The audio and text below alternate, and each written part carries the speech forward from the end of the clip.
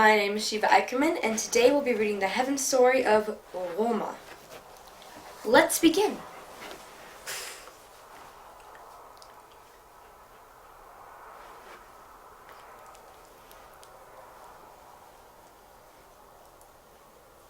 Beautiful. Perfect. Adorable. Attractive. All of these are traits that most people possess. Beauty, physical attractiveness, cuteness in some way. Yet, like 95% of us don't believe it. They don't believe that they're beautiful in any way. They hate themselves. I'm not going to sugarcoat it, I'm part of that. Most likely in some aspect, so are you. So is he. No, in some places. I'm not that pretty. Honestly, I feel like the only beings on this earth that don't have any sort of self-worth issues are animals. Plants and animals. But we learn confidence over time. We learn to love ourselves and to accept who we are.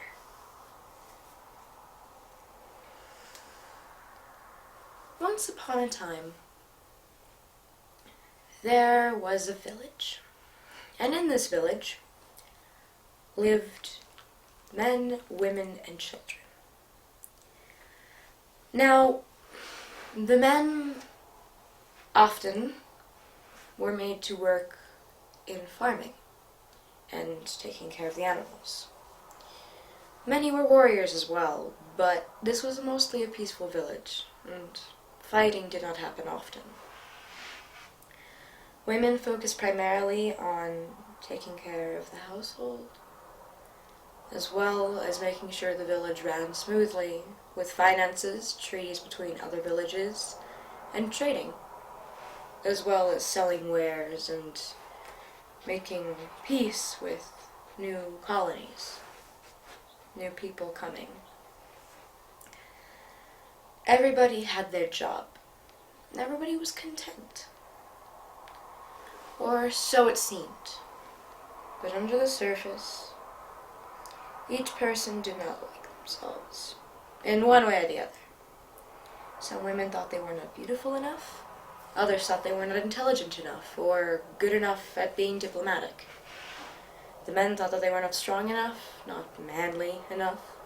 They were scared to cry because they believed it would show that they were weak. And they all hid their insecurities under their skin. Nobody knew that the other felt bad. They thought they were alone. But one day, a little girl walked into the center of the village and shouted at the top of her lungs, "I am good enough." People stopped and stared. What on earth was she doing? Again, she shouted, "I am good enough. I do not have to be the most beautiful, or the most intelligent, or the most good with dealing with people. It doesn't matter, because I'm me, and that's good enough. It's good enough for everyone around me, and it should be good enough for me too." And slowly, people started to join in, until everyone in the village was shouting, "I am good enough. I am worthy. I am worth myself." And everyone realized no one was alone in their struggle. No one was completely content with themselves. And everyone realized that that was okay. You don't need to love every aspect of yourself. You don't need to think that you are perfect. But what you do need to do is to understand that every aspect of you is just as it needs to be. You aren't the most beautiful. You don't have to be. Nobody is. Beauty is subjective. You aren't the most intelligent. Nobody is. Because intelligence is also subjective to the person. You aren't the best at dealing with people. Because nobody is. Everyone is different and needs to be dealt with differently. You may not be the most diplomatic, and nobody is.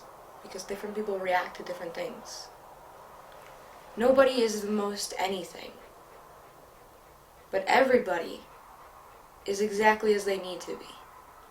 And you are exactly as you should be. There's nothing wrong with you. You don't have a fault in yourself. You are perfect just the way you are. And every single part of you is beautiful. Every part that you don't like, every part that you refuse to see, it's exactly as you should have it. Everything about you loves you, except your mind. Love your mind as well. Love everything that it doesn't like. Your mind is a part of you, and as I said, it is exactly as it needs to be. Questions, comments, concerns, and other. Other question. I have a question. So, given the hope that Rohma is going to take to heart what you said, could you maybe get a little bit of a glimpse into who her soul actually is, her spiritual quality? I can't say specifically what kind of being she is, but I can tell you her job. Okay, please do. And that has to tie in with her story. Her job is to make people realize they are exactly as they need to be. To take spiritual people who think they aren't good enough. You know, a lot of spiritual people have this attitude, I'm not there yet, I haven't reached my potential, which means that I'm not a complete person. My soul isn't complete. They feel like they're missing pieces. Her job is to show people, you're not missing anything. You're just not looking at something. It's like a painting. Just because you're looking at one corner of a painting doesn't mean the rest of it doesn't exist. And that painting's exactly as the painter wanted to make it. And so are you. You are as beautiful as a painting, and you're exactly as you need to be, and it's her job to make herself realize that, and to show other spiritual people that, because that'll definitely help people to have an easier time going on their way, because they don't feel like they have to have an obligation to find parts of themselves, because everything's already there.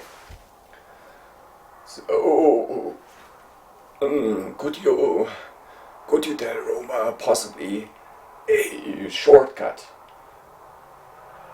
Because you can say that to people, they may like the idea, they may even smile and nod, but then when they go home, they still feel, but I still don't know a lot about myself and don't find it. So is there some kind of shortcut how she can make that work possible to let people at least get a glimpse of their perfection, something like that? Okay. Rohma, I'm going to need you to go out, buy a notebook. If you have a blank one at home, use that. If you don't, go out, buy a notebook. Prettiest notebook you can find. A nice notebook that you would love to write in with a cup of hot cocoa on a cold night. That kind of thing. Open it, grab a pencil, have a seat. Now I want you to think about people close to you. Write down everything you like about them and everything you don't. Now, put your hand on that list and ask yourself, ask their soul,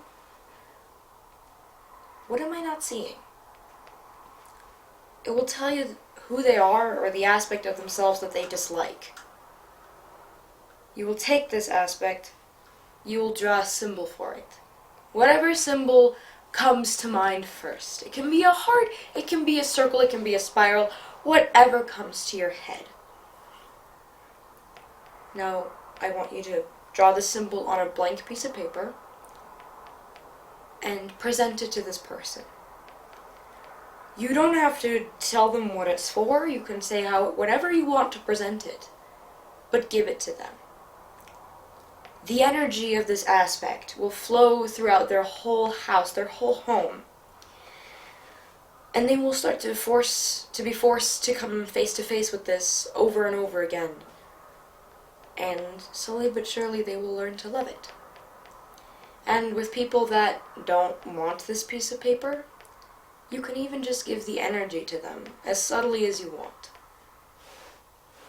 You can do this with anyone you meet, things you observe about them.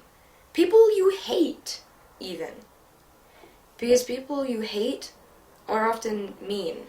And mean people are the ones who hate themselves the most. And they need your help the most. So, observe people. Because it'll force you to also observe yourself. You'll be helping everyone around you, and you'll also be getting a closer look at who you are as a person. And all you need is a notebook and a pencil. Beautiful, honey. Thank you. You're welcome. I think those were my questions. Perfect. Thanks a lot. You're welcome.